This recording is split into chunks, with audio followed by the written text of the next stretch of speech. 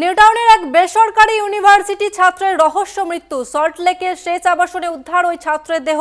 ঘটনার তদন্তে বিধাননগর দক্ষিণ থানার পুলিশ। বন্ধুদের মধ্যে বচসার জেরে তার মৃত্যু নাকি অন্য কোনো কারণ, তার তদন্ত শুরু করেছে ইতিমধ্যেই পুলিশ। আপনাদের আরো একবার জানিয়ে রাখবো, সল্টলেকের সেচ দপ্তরের আবাসন থেকে ওই ছাত্রের দেহ উদ্ধার হয়েছে। আর এই নিয়ে আরো বিস্তারিত জানবো, আমাদের সঙ্গে রয়েছে প্রতিনিধি শাকিল মুস্তাক।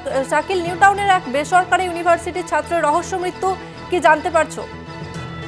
নিউটনের যে বেসরকারি ইউনিভার্সিটি এমইটি ইউনিভার্সিটি, সেখানে কিন্তু ছাত্রের সল্টলেকের সেচ ভবন থেকে তার দেহ উদ্ধার হয় এবং হাসপাতালে নিয়ে গেলে কিন্তু তাকে মৃত বলে ঘোষণা করে চিকিৎসকরা। এরপরে মৃতের নাম গৌরব দত্ত।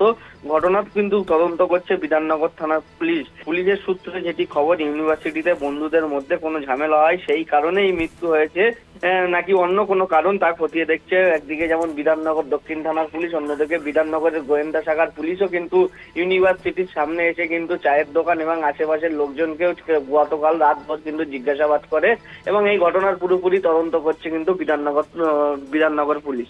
ধন্যবাদ তোমাকে শাকিল।